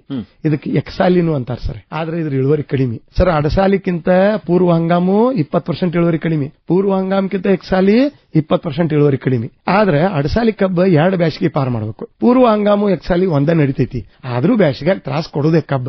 ಅದಕ್ಕೆ 3 ನಾಟಿ ಪದ್ಧತಿ ಅದಾವ. ರೈತರಿಗೆ ನಾ ಏನ್ ಅನ್ನೋದು, ಕಬ್ಬಿನ ಸಕ್ಕರೆ ಕಾರ್ಖಾನೆಗಳು ಯಾವಾಗ ಪ್ರಾರಂಭ ಆಗ್ತಾವಲ್ಲ ಅದನ್ನ ನೋಡ್ಕೊಂಡು ಎಲ್ಲರೂ ಅಡಸಾಲಿ ಹೆಚ್ಚು ನಡೆಯಂಗಿಲ್ಲ ಸರ್. ಎಲ್ಲರೂ ಪೂರ್ವ ಹಂಗಾಮ ಮಾಡ್ರೆ ನಡೆಯಂಗಿಲ್ಲ, ಎಲ್ಲರೂ ಎಕ್ಸಾಲಿ ಮಾಡ್ರೆ ನಡೆಯಂಗಿಲ್ಲ. ಬ್ಯಾಸಿಗ್ಯಾಗ ಒಂದ್ ನೀರ್ ಏನೋ ತಪ್ಪಿರು ಸರ್, ಮೋಟರ್ ಕೆಡ್ತಾವ, ಹೊಳ್ಯಾಗ ನೀರ್ ಖಾಲಿ ಆತಂದ್ರ ಕೆನಾಲ್ನಾಗ ಬಿಟ್ರಂಗಿಲ್ಲ, ಬಾವಿ ಬತ್ತಿ ಹೋಗ್ತಾವ, ಬೋರ್ನಾಗೂ ಏನೋ ಆಗ್ತದೆ, ಸ್ವಲ್ಪ ತೊಡ್ಕೊ ಅಂತಾವ್. ಇಂಥದ್ರ ಬಗ್ಗೆ ನಮ್ಮ ತಳಿ ವರ್ಧಕರಾದಂತ doctor SB Patil, doctor Arun Kumar ಅಂತ ಅದಾರ ಸರ್. ಅವರು ಡೆವಲಪ್ ಮಾಡಕತ್ತಾರ. ಬಹಳಷ್ಟು ಡೆವಲಪ್ ಮಾಡಿ ಬಿಟ್ಟಿವಿ. ಗರಿ ಹಾಯ್ದು ನಮಗ ಅವಶ್ಯಕತೆ ಇಲ್ಲ. ಇನ್ನ ತಳಿ ಒಳಗೆ ಸರ 3 ಅದಾವ್: ಅಲ್ಪಾವಧಿ, ಮಧ್ಯಮಾವಧಿ, ದೀರ್ಘಾವಧಿ. ನಮ್ಮ ಭಾಗಕ್ಕೆ ಸೂಕ್ತಾವು ತಳಿ ಬಗ್ಗೆ ಬಹಳ ವಿಸ್ತೃತವಾಗಿ ಹೇಳಲ್ಲ, ರೈತರಿಗೆಲ್ಲ ಗುರ್ತದ. ನಾ ಹೇಳಲ್ಲ, ಈ ಗುಣಗಳು ಇರುವಂತ ತಳಿಗಳ ಬಗ್ಗೆ ನಾ ಹೇಳ್ತೀನಿ. ಅಲ್ಪಾವಧಿ ಅಂದ್ರೆ 8 ರಿಂದ 10 ತಿಂಗಳಾಗ ಮಾಡ್ತಾವ್ ಸರ್. ನಮ್ ಶಂಕೇಶ್ವರದಿಂದ 9211 SNK, ಇನ್ನೊಂದು ಕೊಯಮತ್ತೂರದಿಂದ 9004, ಇನ್ನೊಂದು CO ಕೊಯಮತ್ತೂರದಿಂದ 11015. ಇವು 8 ರಿಂದ 10 ತಿಂಗಳಾಗ ಬಂದ ಬಿಡ್ತಾವ್ ಸರ್. ಆದ್ರೆ ಇಳುವರಿ ಕಡಿಮೆ ಇರ್ತಾವ, ಯಾಕಂದ್ರೆ ಅವಧಿ ಕಡಿಮೆ ಇರೋದ್ರಿಂದ ಇಳುವರಿ ಕಡಿಮೆ ಬರ್ತದೆ, ಸಕ್ಕರೆ ಇಳುವರಿ ಹೆಚ್ಚಿರ್ತದೆ ಸರ್. ಇನ್ನು ಮಧ್ಯಮಾವಧಿಗೆ ಹೋದಾಗ, ಮಧ್ಯಮಾವಧಿ ಒಳಗೆ ವಂಡರ್ ಕೇನ್ ಅಂತೀವಿ, 86-032 ಪ್ರಚಲಿತ ತಳಿ ಸರ್. ಆದ್ರೆ ಇತ್ತೀಚಲಾಗಿ ತನ್ನ ಗುಣಧರ್ಮ ಕಳ್ಕೋಕತ್ತದ. ಹಂಗಾಗಿ ಅದಕ್ಕೆ ಪರ್ಯಾಯವಾಗಿ ಬಹಳಷ್ಟು ತಳಿಗಳನ್ನ ಬಿಡುಗಡೆ ಮಾಡಿವಿ. ನಮ್ಮ ಶಂಕೇಶ್ವರದಿಂದ 9227 SNK, ಆಮೇಲೆ ಕೊಯಮತ್ತೂರದಿಂದ 18009, VC farm Mandya CO VCF ಅಂತೀವಿ 18061, ಆಮೇಲೆ CO VSI ವಸಂತಾದ ಶುಗರ್ ಇನ್ಸ್ಟಿಟ್ಯೂಟ್ ಮಹಾರಾಷ್ಟ್ರದವರು 18121, ಆಮೇಲೆ ಮಹಾರಾಷ್ಟ್ರದಿಂದ ಇತ್ತೀಚಲಾಗಿ ಪಾಡೆಗಾಂವದಿಂದ 17082. ಇವೆಲ್ಲ ನಮ್ಮ ಭಾಗಕ್ಕೆ ಬಿಡುಗಡೆ ಮಾಡ್ಯಾರ. ಇವು 86-032 ಚೆನ್ನಾಗಿ ಬರ್ತಾವ. ಆದ್ರೆ ಸರ್ ಇನ್ನೂ 86-032 ಮೇಲೆ ರೈತರಿಗೆ ಬಹಳ ಅದನ್ನ ಟಿಶ್ಯೂ ಕಲ್ಚರ್ ಅಂತೀವಿ ಸರ್. ಅಂಗಾಂಶ ಕೃಷಿ ಮಾಡಿದ್ದು ಬೀಜಗಳು ಈ ಬೆಳಗಾವಿ ಜಿಲ್ಲೆಯಲ್ಲಿ ನಿಜಲಿಂಗಪ್ಪ ಸಕ್ಕರೆ ಸಂಸ್ಥೆಯಲ್ಲಿ ಸಿಗ್ತಾವ. ಅಲ್ಲಿ ತಗೊಂಡು ಬೆಳಿಲಿಕ್ಕೆ ಹೇಳಬಹುದು. ಇನ್ನು ದೀರ್ಘಾವಧಿ ಹೋದ್ರೆ ಸರ್, ಕೆಲವು ಮಂದಿ ಅಡಸಾಲಿ ಬೆಳಿತೀನಿ ಅಂದ್ರಲ್ಲ, ಅವರು COM 265 ಅಥವಾ ನಮ್ಮ ಶಂಕೇಶ್ವರದ 9293 ತಳಿಯನ್ನ ಆಯ್ಕೆ ಮಾಡ್ಕೋಬಹುದು ನೋಡಿ ಸರ್. ಡಾಕ್ಟರ್ SS ನೂಲಿ ಅವರೇ, ಈಗ ಆಯ್ತು ಕಬ್ಬು ನಾವು ತಳಿ ಆಯ್ಕೆ ಮಾಡಿದ್ವಿ. ಈಗ ಅದು ಬೀಜೋಪಚಾರ, ಯಾಕಂದ್ರೆ ಯಾವಾಗಲೂ ಕೂಡ ಬೀಜೋಪಚಾರ ಮಾಡೋದು ಬಹಳ ಮುಖ್ಯ. ಬೀಜೋಪಚಾರ ಮಾಡಿದಾಗ ಎಷ್ಟು ರೋಗಗಳನ್ನು ತಡಿಬಹುದು, ಮತ್ತೆ ಕೀಟಗಳನ್ನು ಕೂಡ ತಡಿಬಹುದು. ಆ ನಿಟ್ಟಿನೊಳಗೆ ಬೀಜ ಆಯ್ಕೆ ಮತ್ತು ಬೀಜೋಪಚಾರ ಇವುಗಳನ್ನ ಮಾಡಿ ನಂತರ ಈ ನಾಟಿ ಪದ್ಧತಿಯನ್ನು ಕೂಡ ಮಾಡಬೇಕಾಗ್ತದೆ. ಅಂದ್ರೆ ಯಾವ ರೀತಿ ನಾಟಿ ಮಾಡಬೇಕು ಅಂತ ಹೇಳ್ತೀರಿ, ಈ 3 ವಿಷಯಗಳನ್ನ ವಿವರವಾಗಿ ಹೇಳ್ಬಿಡಿ ಸರ್. ಕಬ್ಬಿನಲ್ಲಿ ಬೀಜದ ಆಯ್ಕೆ ಬಹಳ ಮುಖ್ಯ ಅದ. ಇದು ಕಬ್ಬು ಅಂದ್ರೆ ಸರ್ ಒಂದು ವೆಜಿಟೇಟಿವ್ ಪ್ರೊಪಗೇಟೆಡ್ ಮಟೀರಿಯಲ್. ಇಲ್ಲಿ ಬೀಜ ಸಿಗಂಗಿಲ್ಲ. ಬೀಜದಿಂದನೂ ಕೃಷಿ ಮಾಡಬಹುದು ಸರ್, ಅದು ಇನ್ನೂ ನಾವು ಅದರಲ್ಲಿ ಸಕ್ಸಸ್ ಕಂಡ್ಕೊಂಡಿಲ್ಲ, ಮಾಡ್ತಾ ಇದೀವಿ ರಿಸರ್ಚ್ ಸರ್. ಬೀಜದ ಆಯ್ಕೆ ಯಾಕೆ ಮಾಡ್ಬೇಕಂದ್ರೆ 8 ರಿಂದ 10 ತಿಂಗಳು ಇದ್ದಿದ್ದು ವಯಸ್ಸಿದ್ದು. ಬಹಳಷ್ಟು ರೈತರು ಏನ್ ಮಾಡ್ತಾರೆ ಸರ್, ಕಬ್ಬು ಫ್ಯಾಕ್ಟ್ರಿ ಕಳಿಸ್ತಿರ್ತಾರೆ, ಒಂದ್ ಮೂಲೆಯಾಗಿ ಬಿಟ್ಕೋತಾರೆ, ವಯಸ್ಸಾಗಿರ್ತೈತೆ ಅದು, ಅದು ಬೀಜಕ್ಕೆ ತಗೋತಾರೆ. ಕಬ್ಬು ಒಳಗೆ ತೆಳಗಿಂದ ಸಕ್ಕರೆ ಆಗ್ತದೆ ಸರ್. ಆ ತೆಳಗಿನ ಕನ್ಯಾಗ ಸಕ್ಕರೆ ಆತಂದ್ರೆ ಅದು ಮಳಿ ಕೊಡಂಗಿಲ್ಲ. ಅಲ್ಲಿ ಸುಕ್ರೋಸ್ ಪ್ರಮಾಣ ಹೆಚ್ಚಾಗಿಬಿಟ್ಟಿರ್ತದೆ, ಗ್ಲೂಕೋಸ್ ಪ್ರಮಾಣ ಕಡಿಮೆ ಇರ್ತದೆ, ನೀರಿನ ಅಂಶ ಕಡಿಮೆ ಇರ್ತದೆ. ಅದು ಮಳಿ ಕೊಡಿಲಿಲ್ಲ ಅಂದ್ರೆ ಆಟೋಮೆಟಿಕಲಿ ಕಬ್ಬಿನ ಸಂಖ್ಯೆ ಕಡಿಮೆ ಆಗ್ತದೆ ಸರ್. ಆಮೇಲೆ ಹರ್ಕ ಬರ್ಕ ಹುಡ್ತದೆ, ಮುಂದೆ ಕುಡ್ಕೋತದೆ, ಆದ್ರೆ ಇಳುವರಿ ಕಡಿಮೆ ಬರ್ತದೆ. ಅದಕ್ಕೆ 8 ರಿಂದ 10 ತಿಂಗಳು ವಯಸ್ಸಿದ್ದ ಕಬ್ಬಿಂದು ಒಂದು ಪ್ರತ್ಯೇಕ ಕ್ಷೇತ್ರವನ್ನು ಇಟ್ಕೊಂಡು ವಯಸ್ಸು 8 ರಿಂದ 10 ತಿಂಗಳು ಅವ್ನ ಏನ್ ಮಾಡ್ಬೇಕಂದ್ರೆ ಸರ್, ಪೂರ್ತಿ ಕಬ್ಬನ್ನ ಬೀಜಕ್ಕೆ ಉಪಯೋಗ ಮಾಡಬಹುದು. ಇಲ್ಲ ನಮ್ಗೆ ಆಗಂಗಿಲ್ಲ, ರೈತರು ನಾ 12 ತಿಂಗಳದ ಉಪಯೋಗ ಮಾಡ್ತೀನಿ ಅಂದ್ರೆ ತೆಳಗಿನ 1/3 ಭಾಗ ಕಬ್ಬನ್ ಕಡದ ಫ್ಯಾಕ್ಟ್ರಿಗೆ ಕಳಿಸ್ರಿ, ಬೆಲ್ಲಾರಿ ಮಾಡ್ಕೋರಿ, ದನಕರಗಳಿಗೆ ತಿನ್ನಿಸ್ರಿ. ಅಂದ್ರೆ ಏನಾಗ್ತದೆ ಸರ್, ಮಳಿಕ್ ಚಂದಾಗಿ ಹೊಡಿತದೆ. ಅದಕ್ಕೆ ಮ್ಯಾಲಿನ ತಗೋಬೇಕು. ವಯಸ್ಸಾಗಿದ್ದಿತ್ತಂದ್ರೆ 8 ರಿಂದ 10 ತಿಂಗಳು ತಗೊಂಡ್ರೆ ಪೂರ್ತಿ ತಗೋರಿ ಸರ್. ಆಮೇಲೆ ಬಹಳ ಮಂದಿ ಏನ್ ಮಾಡ್ತಾರೆ ಸರ್, ಕುಳೆ ಕಬ್ನ್ಯಾಗ, ಬಿದ್ದ ಕಬ್ನ್ಯಾಗ, ರೌದಿ ಸುಲ್ದಿದ್ ಕಬ್ನ್ಯಾಗ, ರೋಗ ಕೀಟ ಬಾಧೆ ಬಂದಿದ್ದ ಕಬ್ನ್ಯಾಗ ಬೀಜ ತಗೊಂಡ್ಬರ್ತಾರೆ. ಅದು ಮತ್ತೆ ನಿಮ್ಗೆ ಇಳುವರಿ ಕೊಡೋದಿಲ್ಲ ಸರ್. ಇದು ಸಣ್ಣದೈತಿ. ಇವನ್ ಕಡಿಯುವಾಗ, ಇಳಿಸುವಾಗ, ಹೇರುವಾಗ, ಆಮೇಲೆ ಸರ್ ಕಣ್ಣು ಉದುರ್ತಾವ ಇದ್ರಾಗ, ಆಮೇಲೆ ಇವನ್ ಕಬ್ಬು ಕಡಿಯು ಮುಂದಾಗ, ತುಂಡುಗಳನ್ನ ಮಾಡೋ ಮುಂದಾಗ ಎಲ್ಲರೂ ಶೀಳ್ತಂದ್ರೆ ಹುಟ್ಟಂಗಿಲ್ಲ. ಹೌದು, ಇದು ಬೀಜದ ಆಯ್ಕೆ ಸರ್. ಇನ್ನು ಬೀಜೋಪಚಾರ ನೀವು ಅಂದ್ರೆ ಸರ್, ಬೇರೆ ಇದ್ರಾಗ ಸಣ್ಣ ಇರ್ತಾವ, ಒಳಗೋಗಿ ಔಷಧ ಹೊಡಿಬಹುದು. ಇಲ್ಲಿ ಹೆಂಗ್ ಹೊಡ್ಯಾಕ ಸಾಧ್ಯ ಐತೆ ಸರ್? ದೊಡ್ಡ ಕಬ್ಬ ಮಾರಿ ಮೇಲೆ ಸಿಡಿತದ. ಈ ಡ್ರೋನ್ ಗಿನ್ ಬಂದಾವ ಸರ್, ಎಲ್ಲರಿಗೂ ಅವಕಾಶ ಆಗ್ಬೇಕಲ್ಲ ಡ್ರೋನ್ ರೈತರಿಗೆ, ಅದು ಆಗೋದಿಲ್ಲ. ಅದಕ್ಕೆ ಸರ್ ನಾವ್ ಏನ್ ಮಾಡ್ಬೇಕಂದ್ರೆ, ನಾಟಿಗೆ ಬೇಕಾಗುವಂತ ಕಬ್ಬುಗಳನ್ನ ಆಯ್ಕೆ ಮಾಡ್ಕೋದ್ ಹೆಂಗಂದ್ರೆ, 2 ಕಣ್ಣಿನೂ ಆಯ್ಕೆ ಮಾಡ್ಕೋರಿ. 3 ಕಣ್ಣು ಬೇಡ. 3 ಕಣ್ಣು ಮಾಡ್ಕೊಂಡಾಗ ಒಂದ್ ಕಣ್ಣು ಮ್ಯಾಲ ಬರ್ತೈತಿ, ಒಂದ್ ಕಣ್ಣು ಅಡ್ಡ ಬರ್ತೈತಿ, ಒಂದ್ ಕಣ್ಣು ತೆಳಗ್ ಹೋಗ್ತದೆ. ಹುಟ್ಟುವಾಗ ತೆಳಗಿನ ಕಣ್ಣು ಮ್ಯಾಲ ಬರೋದು ಲೇಟ್ ಆಗ್ತದೆ. ಬಂದ್ರ ಬತ್ತು ಇಲ್ಲಿಕ್ಕಿಲ್ಲ, ದೇವ್ರ ಎಲ್ಲಾನು ಕೊಡಂಗಿಲ್ಲ ಸರ್. ಹೆಂಗ್ ಮನುಷ್ಯನಿಗೆ ಇಟ್ಟಾನಲ್ಲ, ಕೃಷಿಕನಿಗೂ ಹಂಗೆ ಇಟ್ಟಾನೆ. ಅದಕ್ಕೆ ಆ ಭೂಮಿ ತಾಯಿ ಅದು ಎಷ್ಟು ಕೊಡೋದು ಅಷ್ಟೇ ಕೊಡೋದು. ಆಮೇಲೆ 2 ಕಣ್ಣಿನೂ ಆದ್ರೆ 25,000 ತುಂಡುಗಳನ್ನ ಮಾಡ್ಕೋರಿ. ನೀವು ಒಂದ್ ಕಣ್ಣಿನ ಹಚ್ಚಿದ್ರೆ ಒಂದು 10,000 ಮಾಡ್ಕೋರಿ. ಆಮೇಲೆ ಬೀಜೋಪಚಾರ ಮಾತ್ರ ಕಂಪಲ್ಸರಿ ಮಾಡ್ಬೇಕು ಸರ್. ಏನಿಲ್ಲ, ಬಹಳ ಸಿಂಪಲ್. 1 ಲೀಟರ್ ನೀರಿಗೆ 2 ಗ್ರಾಮ್ ಬೆವಿಸ್ಟಿನ್, ಅದು ಕಾರ್ಬನ್ ಡೈಸಿಮ್ ಅಂತಾರ chemical name, 2 ml chlorpyrifos, 1 gram urea ಮನೆಯಾಗಿದ್ದಿದ್ದೆ ಕಲಸೋದು. 200 ಲೀಟರ್ ಬ್ಯಾರಲ್ ತಗೋರಿ, ಅದ್ರಾಗ ಹಾಕ್ರಿ. ಇದನ್ನ ಏನ್ ಪ್ರಮಾಣ ಹೇಳಿನಿ ಹಾಕಿ 1 ಲೀಟರ್ ದೇಹದೆ 200 ಲೀಟರ್ ಮಾಡ್ಕೋರಿ. 2 ರಿಂದ 4 ತಾಸು ಈ ಉಳ್ಳಾಗಡ್ಡಿ ಚೀಲ್ನಾಗ ಹಾಕಿ ಎದ್ದಿ ಹತ್ರಿ. ಇಲ್ಲ ಒಂದ್ ಪಾಟ್ ತಗೋರಿ, 4 ಕಟ್ಟಿಗೆ ಚುಚ್ಚ್ರಿ, ನೀರ್ ಎಟ್ ಹಾಕ್ತಿರಿ, ಲೀಟ್ರಿನ್ ತಕ್ಕಂಗ ಅದಕ್ಕೆ ಹಾಕ್ರಿ. ಹಿಂದಿನ ದಿವಸ ಕಬ್ಬು ಕಡ್ದಿರ್ತೀರಿ, ಅಲ್ಲಿ ಹಾಕಿಟ್ಟು ಮರದೂಸ್ ಬೇಕಾದ್ರೆ ಹತ್ರಿ ಸರ್. Minimum 6 hours. ಮೊದಲು 20 ನಿಮಿಷ ಹತ್ತಿದ್ವಿ, ಈಗ 6 ತಾಸಿಗೆ ಬಂದಿವಿ. ಮಣ್ಣಿನಲ್ಲಿರುವಂತಹ ಕೀಟಗಳು ಅದು ಬೆಳಿಗ್ಗೆ ಬರಂಗಿಲ್ಲ, ಅದಕ್ಕೆ ದಯಮಾಡಿ. ಆಮೇಲೆ ಕಬ್ಬಿನ ನಾಟಿ ಪದ್ಧತಿ ಕೇಳಿದ್ರಿ ಸರ್ ನೀವು. ಸರ್ ಕಬ್ಬಿನಲ್ಲಿ ನಾಟಿ ಪದ್ಧತಿ ಅಂದ್ರೆ ಬಹಳದವ್ರಿ ಸರ್. ರಿಂಗ್ ಪಿಟ್ ಮೆಥಡ್ ಅಂತ ಕೇಳಿದ್ರಿ ನೀವು. ಬಹಳ 13-15 ನಾವು ವೈಜ್ಞಾನಿಕವಾಗಿ ಹೇಳ್ತೀವಿ.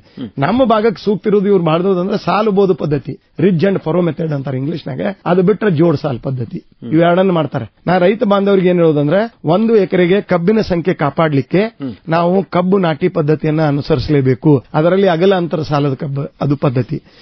ಈಗಿನ ಮೂಲ ತಂತ್ರ ಏನಂದ್ರೆ ಕಡಿಮೆ ಬೀಜ, ಕಡಿಮೆ ನೀರು, ಕಡಿಮೆ ಆಳು, ಎಲ್ಲದರಿಂದ ಇಳುವರಿ ಹೆಚ್ಚು. ಇದನ್ನ ಮೂಲ ತತ್ವ ಮಾಡ್ಕೋಬೇಕು ಸರ್. ಇಲ್ಲ ಅಂದ್ರೆ ಖರ್ಚು ಹೆಚ್ಚಕೋತ ಹೊಂಟದ. ಆಮೇಲೆ ಸೌಳ ಜವಳ ಆಗಕತ್ತ ಅಂತ ಹೇಳಿದ್ರಿ, ಹಂಗ ಸರ್ ಎಲ್ಲ ಪೋಷಕಾಂಶಗಳು ಎಲ್ಲ ಹರಿದು ಹೋಗ್ತದೆ ಸರ್. ಅದಕ್ಕೆ ಇಲ್ಲಿ ನಾಟಿ ಪದ್ಧತಿ ಅಗಲ ಅಂತರ ಸಾಲ ಮಾಡಿದ್ರೆ ನಾ ಏನಂತೀನಿ, ಮಸಾರಿ ಮಡ್ಡಿದ್ರೆ 4 ಫೂಟ್ ಕಬ್ಬತ್ರಿ, ಎರಿಭೂಮಿ ಇತ್ತಂದ್ರೆ 4 ರಿಂದ 5 ಮಾಡ್ರಿ. ಯಾಂತ್ರೀಕರಣ ಮಾಡಬಹುದು. ಇದ್ರ ಲಾಭ ಏನಂದ್ರೆ ಸರ್, ಬೀಜ ಕಡಿಮೆ, ನೀರ್ ಕಡಿಮೆ, ಆಮೇಲೆ ಕಬ್ ದಪ್ಪ ಆಗ್ತದ, ಕಬ್ ತೂಕ ಬರ್ತದ.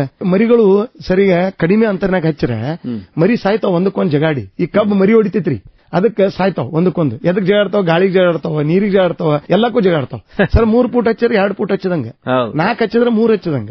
ಅದಕ್ಕೆ ಹೆಚ್ಚಿನ ಪ್ರಮಾಣನಾಗ ಸೌರ ಶಕ್ತಿ ಬಳಸ್ಕೋಬೇಕಂದ್ರೆ ಅಗಲ್ನಾಗ ಬೆಳೆದ್ರೆ ಸೂರ್ಯನ ಕಿರಣ್ ತಾನೇ ಹೋಗ್ತದೆ. ಇದು ಪೊಕ್ಕಟ್ಟೆ ಕೊಟ್ಟಾನ ಸರ್ ನಮ್ ದೇವ್ರ. ಅದು ಕರೆಕ್ಟ್ ಆಗಿ ತೆಳಗ್ ಹೋಗ್ತದೆ, ತೆಳಗಿನ ಎಲಿತನ. ದ್ವಿತೀಯ ಸಂಶ್ಲೇಷಣ ಕ್ರಿಯೆ ಹೆಚ್ಚಾಗ್ತದೆ, ಕಬ್ಬು ಗಣಿಕೆ ದೊಡ್ಡ ಆಗ್ತಾವ, ದಪ್ಪ ಆಗ್ತಾವ, ತೂಕ ಬರ್ತದೆ, ಸಂಖ್ಯೆ ಕಾಪಾಡ್ದಂಗ ಆಗ್ತದೆ. ಆಮೇಲೆ ಯಾಂತ್ರೀಕರಣ ಮಾಡಿ ಸರ್ ಅಂತರ ಬೇಸಾಯ 1-2-3 ಸತ ಮಾಡಕ ಬೋದ್ ಹೊಡಿತೀವಿ. ಈಗ ಬಹಳಷ್ಟು ರೈತರು ಏನ್ ಮಾಡ್ತಾರೆ ಸರ್, ಬೋದ್ ಕೊರಿತಾರೆ. ಎಲ್ಲರಿಗೂ ಗುರ್ತೈತಿ, ಬೋದ್ ಮ್ಯಾಲ ಚಲೋ ಮಣ್ಣು ಇರ್ತದೆ. ಇವರು ಕಬ್ಬ ಎಲ್ಲಿ ತುಳಿತಾರ ಗೊತ್ತೇನ್ ಸರ್, ತೆಗ್ನಾಗ ತುಳಿತಾರೆ.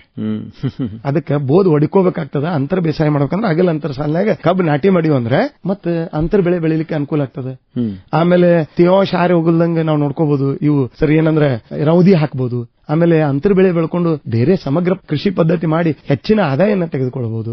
ಇವೆಲ್ಲ ಲಾಭಗಳದಾವ್ ನೋಡಿ ಸರ್. ಡಾಕ್ಟರ್ ಎಸ್ ನೂಲಿ ಅವರೇ, ನಾವು ಆರಂಭಿಕವಾಗಿ ಮಾತಾಡ್ಬೇಕಾ ಹೇಳ್ತಿದ್ವಿ ಅಂದ್ರೆ ಈ ಮಣ್ಣಿನ ಗುಣಮಟ್ಟ ಬಹಳ ಮುಖ್ಯ. ಯಾಕಂದ್ರೆ ಇವತ್ತು ಸಾವಯವ ಅಂಶ ಕಡಿಮೆ ಆಗ್ಲಿಕ್ಕತ್ತದ. ಅದು ಮಾತ್ರ ಸಾವಯವ ಇಲ್ಲ ಅಂದ್ರೆ ಮಣ್ಣಿನಲ್ಲಿ ಜೀವಂತಿಕೆ ಕಳವಳಿಕಾರ್ಯದ ಸಂಗತಿ ಬಹಳ ಅಂದ್ರೆ ಪ್ರಶ್ನಾರ್ಥಕ ಚಿಹ್ನೆ ಆಗಿದೆ. ಆ ನಿಟ್ಟಿನೊಳಗೆ ಈ ಒಂದು ಪೋಷಕಾಂಶಗಳ ನಿರ್ವಹಣೆ ಅನ್ನೋದು ಕಬ್ಬಿಗೂ ಕೂಡ ಬಹಳ ಪ್ರಮುಖವಾಗಿರುವಂತಹದ್ದು. ಮಣ್ಣಿನೊಳಗೆ ನಾವು ರಂಜಕ ಆಗ್ಲಿ, ಪೊಟ್ಯಾಸಿಯಂ ಆಗ್ಲಿ, ಸಲ್ಫರ್, ಹೌದು ಅಂದ್ರೆ ಯಾವ್ದನ್ನಾದ್ರೂ ಯೂರಿಯಾ, ಎಲ್ಲವನ್ನೂ ನಾವು ಸಾರಜನಕ ಹೇಳ್ತೀವಲ್ಲ, ಅದೆಲ್ಲವನ್ನ ನಾವು ನಿರ್ವಹಣೆ ಮಾಡಬೇಕು ಅಂತಂದ್ರೆ ಈ ಪೋಷಕಾಂಶಗಳು ಯಾವ ರೀತಿ ಇರ್ಬೇಕಂತೀರಿ ಸರ್? ಕಬ್ಬು ಇದು ದೀರ್ಘಾವಧಿ ಬೆಳೆ. ಮಣ್ಣಿನ ಪರೀಕ್ಷೆಯ ಅನುಗುಣವಾಗಿ ನಾವು ರಸಗೊಬ್ಬರಗಳು, ಸಾವಯವ ಗೊಬ್ಬರಗಳು ಯಥೇಚ್ಛವಾಗಿ ಬಳಸಬೇಕು. ಇದು ಬಹಳಷ್ಟು ರಾಸಾಯನಿಕ ಗೊಬ್ಬರಗಳನ್ನು ಬೇಡ್ತದೆ, ಇಲ್ಲ ಅನ್ನಂಗಿಲ್ಲ ಸರ್. ತಾವು ಹೇಳಿದ್ರಿ ಈಗ ನಮ್ಮ ಸಾವಯವ ಪದಾರ್ಥ ಅಂತಿರಲ್ಲ, ಸಾವಯವ ಇಂಗಾಲ ಬಹಳ ಕಡಿಮೆ ಆಗಿಬಿಟ್ಟದ ಮಣ್ಣಿಂದು. 0.5% ಅಂತ ಹೇಳ್ತೀವಿ, ಅದನ್ನೂ ಇಲ್ಲ ಸರ್, ಅದಕ್ಕಿಂತ ಕಡಿಮೆ. ಮೊದಲ ಸ್ವತಂತ್ರ ನಂತರ ಒಂದಿತ್ತು ಸಾವಯವ ಇಂಗಾಲ ಅಂದ್ರೆ ಏನ್ ಸರ್, 0.5% ಅಂದ್ರೆ 100 ಗ್ರಾಮ್ ಮಣ್ಣು ತಗೊಂಡಿವಿ ಅಂದ್ರೆ ಬರೀ 5 ಗ್ರಾಮ್ ಮಣ್ಣ ಕಸ ಕಡ್ಡಿ ಸಗಣಿ ಐತಿ. ಉಳ್ಕಿದ್ ಮಣ್ಣು ಏನು ಬರೀ ಮಣ್ಣ. ಇದು ಸಜೀವ ವಸ್ತು ಸರ್, ಮಾತಾಡಂಗಿಲ್ಲ ಅಷ್ಟೇ, ಆದ್ರೆ ಇದು ಜೀವಂತ ಇರುವಂತದ್ದು. ಇದಕ್ಕೆ ನೀವು ಹೇಳ್ದಂಗ ಸಗಣಿ ಗೊಬ್ಬರ ಬಳಕೆ ಮಾಡ್ತಾ ಇಲ್ಲ, ಸಾವಯವ ಗೊಬ್ಬರಗಳನ್ನ ಬಳಕೆ ಬೆಳೆ ಪಳಿಯುಳಿಕೆಗಳನ್ನ ಮರುಕಳಿಸ್ತಿಲ್ಲ, ರೌದಿ ಸುಡಾಕತ್ ಬಿಟ್ಟಿವಿ. ಇವೆಲ್ಲಾ ಮಾಡೋದ್ರಿಂದ ಕಬ್ಬಿನಲ್ಲಿ ಸಾಕಷ್ಟು ಅದು ಹೊಳ್ಳಿ ಕೊಡ್ತದೆ. ಅದನ್ನ ರೈತರ ತಲೆಯಾಗ ಯಾಕೆ ಅದನ್ನ ತಪ್ಪು ಕಲ್ಪನೆ ಬಂದದೋ ಗೊತ್ತಾಗುತ್ತೆ. ಅದಕ್ಕೆ ಮಣ್ಣು ಪರೀಕ್ಷೆ ಮೊದಲು ಮಾಡಿಸ್ಬೇಕು ಸರ್. ಮಣ್ಣು ಪರೀಕ್ಷೆ ಆಧಾರದ ಮೇಲೆ ನಾವು ರಾಸಾಯನಿಕ ಗೊಬ್ಬರಗಳನ್ನು ಬಳಕೆ ಮಾಡೋಣ. ಅದು ಬಿಟ್ಟು ನೀವು ಹೇಳಿದ್ರಲ್ಲ ಸಾವಯವ ಗೊಬ್ಬರಗಳನ್ನು ಯಥೇಚ್ಛವಾಗಿ ಬಳಕೆ ಮಾಡಿ. ಅದು ಎಷ್ಟು ಮಾಡಿದ್ರೂ ಒಳ್ಳೇದು. ಕಡಿಕ ಕಬ್ಬಿನ ಸಾಲ ನಾವು 5 ಫೂಟ್ 6 ಫೂಟ್ ದೂರ ಬಾಳ್ಕೊರಿತೀವಿ, ಆ ಸಾಲಿನಾಗರೆ ಉಪಯೋಗ ಮಾಡಬೇಕಾಗ್ಯದ. ಇಲ್ಲ ಅಂದ್ರೆ ಸರ್ ಕಬ್ಬು ಬೆಳೆಯೋದೇ ಇಲ್ಲ. ಸಾವಯವ ಇಂಗಾಲ ಕಡಿಮೆ ಕೂತುಂಟದ. ಅದಕ್ಕೆ ಪ್ರತಿ ಎಕರೆಗೆ 10 ಟನ್ ಕೊಟ್ಟಿಗೆ ಗೊಬ್ಬರ ರೆಕಮೆಂಡೇಶನ್ ಅದ. ಕಡಿಕ ಆಗ್ಲಿಲ್ಲ ಅಂದ್ರೆ 1 ಟನ್ ಎರಿಹುಳು ಗೊಬ್ಬರ. ಅದಾಗಲಿಲ್ಲ ಅಂದ್ರೆ ಪ್ರೆಸ್ಮಡ್ ಅಂತ ಸಿಗ್ತದೆ ಸರ್, 5 ಟನ್ 2 ವರ್ಷಕ್ಕೊಮ್ಮೆ. ಅದು ಫ್ಯಾಕ್ಟರಿ ಒಳಗೆ ಸಿಗ್ತದ, ಒಮ್ಮೆ ತಂದು ಹಾಕ್ಬಾರ್ದು ಸರ್. ಅದನ್ನ ಚಲೋ ತಂಗ 6 ತಿಂಗಳು ಕಳಿಸಿ ಪೌಷ್ಟಿಕರಿಸಿ ಹಾಕ್ಬೇಕು. ಇವನು ಹಾಕು ಮುಂದಾಗ ಏನ್ ಮಾಡ್ಬೇಕು ಸರ್, 2 ಭಾಗ ಮಾಡ್ಕೊಂಡು 1 ಭಾಗನಾಗ ಜೈವಿಕ ಗೊಬ್ಬರಗಳನ್ನು ಸಿಗ್ತಾವ ನಮ್ಮ ಯೂನಿವರ್ಸಿಟಿ. 10 ಕಿಲೋ ಅಜೋಸ್ಪೈರಲಮ್, 10 ಕಿಲೋ ರಂಜಕ ಕಳಿಸು ಗೊಬ್ಬರ, ಟ್ರೈಕೋಡರ್ಮಾ, PSB ಅಂತೀವಿ. ಈಗೆಲ್ಲ ಮಿಕ್ಸ್ ಮಾಡಿದ್ದೆ ಕನ್ಸೋರ್ಷಿಯಾ ಅಂತ ಬರಕತ್ತ ಸರ್. ಆ ಕನ್ಸೋರ್ಷಿಯನ್ನ ಇದಕ್ಕೆ ಹಾಕಿ ಕಬ್ಬಿನ ಸಾಲಿನಾಗ ಹಾಕಿ ನಾಟಿ ಮಾಡಕ್ ರೆಡಿ ಮಾಡ್ಕೋಬೇಕು 2-3 ವಾರ ಮೊದಲು. ಅದಾದ್ಮೇಲೆ ಹಸಿರೆಲೆ ಗೊಬ್ಬರ ಅಂತ ಬರ್ತದೆ ಸರ್. ಈಗ ಬಹಳ ಮಂದಿ ರೈತರಿಗೆ ಸಾವಯವ ಗೊಬ್ಬರ ಹಾಕಕ್ ಆಗಂಗಿಲ್ಲ ಅಂತೀರಿ ನೀವು. ಅಂದ್ರೆ ಸರ್ ಸಗಣಿನೇ ಇಲ್ಲ, ಕೃಷಿಗೆ ಪ್ರಾಣಿ ಇಲ್ಲದ ಕೃಷಿನೇ ಅಲ್ಲ. ಹೌದು, ಅದಕ್ಕೆ ಪ್ರಾಣಿಗಳು ಕಡಿಮೆ ಆಗ್ಯಾವ. ಇನ್ನು ನಾವು ಟ್ರ್ಯಾಕ್ಟರ್ ಸಗಣಿ ಹಾಕುವಂತ ಕಂಡುಹಿಡಿಬೇಕಾಗ್ಯದ ಸರ್. ಇದು ಸಾಧ್ಯ ಇಲ್ಲ ಯಾವ ವಿಜ್ಞಾನಿಗಳಿಗೂ. ಅದಕ್ಕೆ ಹಸಿರೆಲೆ ಗೊಬ್ಬರ ಅಂತೇಳಿ ಬರ್ತಾವ.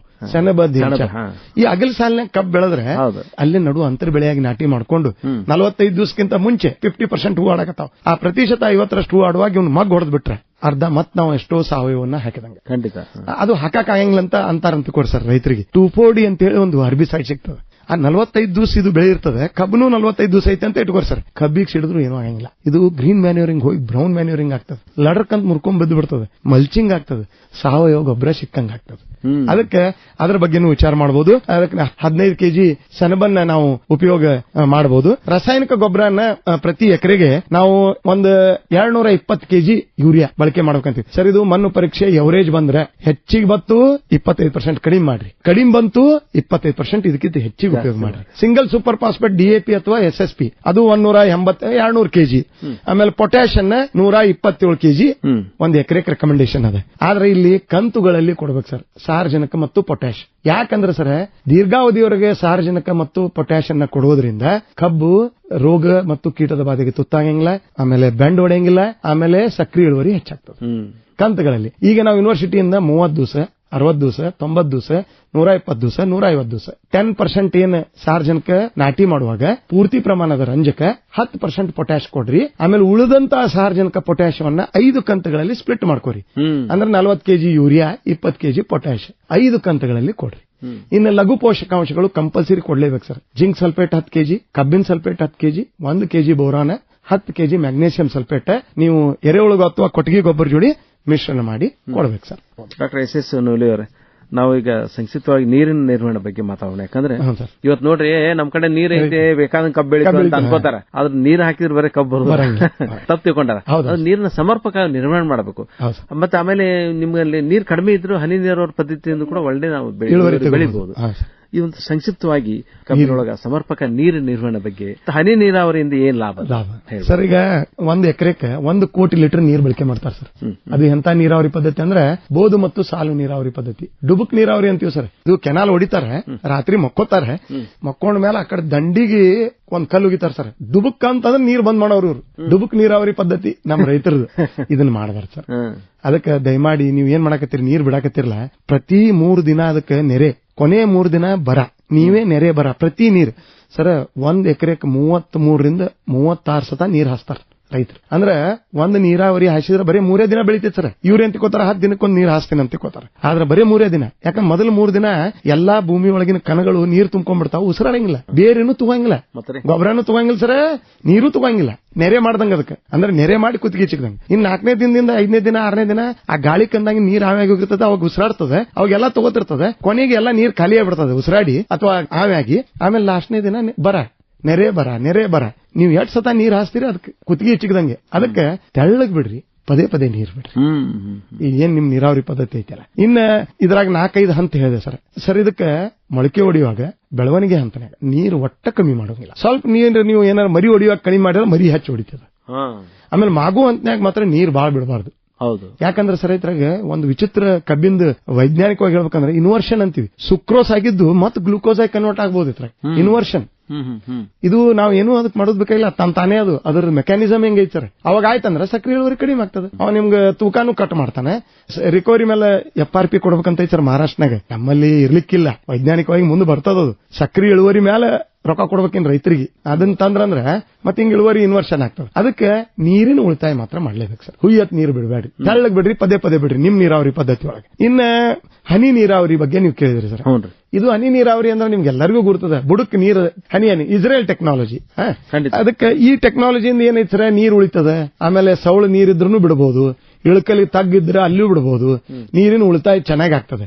ಈ ಹನಿ ನೀರಾವರಿ ಮಾಡೋದ್ರಿಂದ ಏನಾಗ್ತದೆ ಸರ್, 50 ಲಕ್ಷ ಲೀಟರ್ 1 ಎಕರೆಗೆ ನೀರು ಉಳಿತದೆ ಸರ್. ಹನಿ ನೀರಾವರಿ ಒಳಗೆ ಬೆಳಿತೀವಲ್ಲ, ಅದ್ರ ಆ ಬೀಜ ಉಪಯೋಗ ಮಾಡ್ತೀವಲ್ಲ ಸರ್, ಮೊಳಕೆ ಪ್ರಮಾಣ 90% ಇರ್ತದೆ ನೋಡ್ರಿ. ಯಥೇಚ್ಛವಾಗಿ ಯಾಕಂದ್ರೆ ಬಿಟ್ಟಿರ್ತಾವ. ಆಮೇಲೆ ಎಲ್ಲಾ ಮರಿ ಒಮ್ಮೆ ಹೇಳ್ತಾವ್ ಸರ್, ಎಲ್ಲಾ ಕಬ್ಬಾಗಿ ಪರಿವರ್ತನೆ ಆಗ್ತಾವ. ಅದಕ್ಕೆ ಈ ಕಬ್ಬಿನ ಹನಿ ನೀರಾವರಿ ಜೊತೆ ರಸಾವರಿ ಅಂತೀವಿ ಸರ್. ಹಾಗೆ ನೀರ್ನಾಗ ಕರಗುವಂತಾವು ಆಮೇಲೆ ಕರೆಕ್ಟ್ ಕಳೆ ನಿಯಂತ್ರಣ ಬಹಳ ಮುಖ್ಯ ಅದ. ಅದಕ್ಕೂ ಇದೆ ಸರ್. ಅದಕ್ಕೆ ಹನಿ ರಸಾವರಿ ಅಂದ್ರೆ ಏನಿಲ್ಲ ಸರ್, ಈ ನೀರ್ನಾಗೆ ಕರಗುವಂತಾವ್. ಮತ್ತ ರೈತರು ಸುಮ್ಮ ಅಂಗಡಿಗೆ ಹೋಗಿ ತುಟ್ಟಿವ್ ತರಬೇಡ್ರಿ, ನಾವು ತಂತ್ರಜ್ಞಾನ ಕಂಡು ಹಿಡಿದ್ವಿ. ಯೂರಿಯಾ ಗೊಬ್ಬರ ನೀರ್ನಾಗ ಕರಗ್ತದೆ ಸರ್, ಸಬ್ಸಿಡಿ ಕೊಡ್ತಾರೆ ಸರ್ಕಾರ. ಪೊಟ್ಯಾಶ್ ಬಿಳಿ ಬಣ್ಣದ ಪೊಟ್ಯಾಶ್, ಕೆಂಪಲ್ಲ ಬಿಳಿ ಬಣ್ಣದ್ದು ಕರಗ್ತದೆ. ಆಮೇಲೆ ಇನ್ನೊಂದು ಫಾಸ್ಫರಿಕ್ ಆಸಿಡ್ ಅದು ಸಿಗ್ತದೆ ಸರ್, ಅದು ರಂಜಕದ ಗೊಬ್ಬರನು ಕೊಡ್ತದೆ, ಡ್ರಿಪ್ಪು ತೊಳಿತದೆ.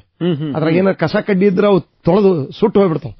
ಅಂತದು ಈ ಶಿಫಾರಸ್ ಮಾಡಿದಂತ ರಸಗೊಬ್ಬರಗಳನ್ನ ಅಂದ್ರೆ ನೀವು ಭೂಮಿ ಪರೀಕ್ಷೆ ಮಾಡಿ ಸರ್, ನಾ ಹೇಳಿನಲ್ಲ ಎವರೇಜ್ ಬಂತಂದ್ರೆ 1 ಎಕರೆಕ್ಕೆ 22 ಕಿಲೋ ಯೂರಿಯಾ ನಾಟಿ ಮಾಡಿದಾಗ, ಆಮೇಲೆ 40 ಕೆಜಿ ಫಾಸ್ಫರಿಕ್ ಆಸಿಡ್, 12.5 ಕಿಲೋ ಪೊಟ್ಯಾಶ್ ನೀರ್ನಾಗ ಕರಗಿಸಿ ವೆಂಚೂರಿ ಮೂಲಕ ಬಿಟ್ಬಿಡುದು. ಅದಾದ್ಮೇಲೆ 1 ತಿಂಗಳಿಗೆ ಒಂದೊಂದ್ ಸರ್. ಒಂದ್ ತಿಂಗಳಿಗೆ ಅಂದ್ರೆ ನಾವು ಇವರೆಲ್ಲ ಅಂಗಡಿಯವ್ರು ಏನೋ ತರ್ಕೊಳ್ತಾನೆ ಸರ್, 2 ದಿನಕ್ಕೊಂಡ್ಬಿಡು 3. ಕರೆಂಟ್ ಇಲ್ಲ ಸರ್, ಹನಿ ನೀರಾವರಿಗೆ ಪ್ರೆಷರ್ ಇಲ್ಲ, ವಾಟರ್. ಆಮೇಲೆ ಕರೆಂಟ್ ಇರಂಗಿಲ್ಲ, ರಾತ್ರಿ ಹೋಗ್ಬಿಡ್ತದ, ಅವ್ನು ಗೊಬ್ಬರ ಹೋಗ್ಬಿಡ್ಬೇಕು. ಅದಕ್ಕೆ ಸರ್ 1 ತಿಂಗಳಿಗೆ 1 ಇದೇನ್ ಸಿಂಪಲ್. ಮುಂದೆ ಏನ್ ಮಾಡುದು, 1 ತಿಂಗಳಿಗೆ 2ನೇ ತಿಂಗಳದಿಂದ 8ನೇ ತಿಂಗಳ ತನ ಕಂತ್ನ್ಯಾಗ 25 ಕಿಲೋ ಯೂರಿಯಾ 15 ಕಿಲೋ ಪೊಟ್ಯಾಶ್ ಕರಗಿಸೋದು ಬಿಡುದು ಸರ್. ಕಬ್ಬು ನೋಡ್ರಿ ಹೆಂಗ್ ಬರ್ತದ. ಹೌದಲ್ಲ. ಕಳೆ ನಿಯಂತ್ರಣ ಮಾಡೋದು ಹೆಂಗ್ರಿ? ಕಳೆ ನಿಯಂತ್ರಣ ಅಂದ್ರೆ ಏನ್ ಸರ್, ಬಹಳಷ್ಟು ಕಳೆಗಳಲ್ಲಿ ಸಮಸ್ಯೆ ಬರ್ತದೆ. ಆಗಲ್ಲ ಅಂತರ ಸಾಲಿನಾಗ ಕಬ್ಬು ಬೆಳಿತೀವಿ, ನೀರಾವರಿ ಬಿಡ್ತೀವಿ. ಇಲ್ಲಿದ್ರೆ ಸಂದಿಗ್ಧ ಅಂತಂದ್ರೆ 120 ದಿವಸ, ಮೊದಲು 120 ದಿವಸ ಕಳೆ ಇರ್ಲಾರ್ದಂಗ್ ನೋಡ್ಕೊಂಡಿವಿ ಅಂದ್ರೆ ಬಹಳಷ್ಟು ಇಳುವರಿ ಚೆನ್ನಾಗಿ ಕೊಡ್ತದೆ ಎಕನಾಮಿಕಲಿ ಹೇಳಿ.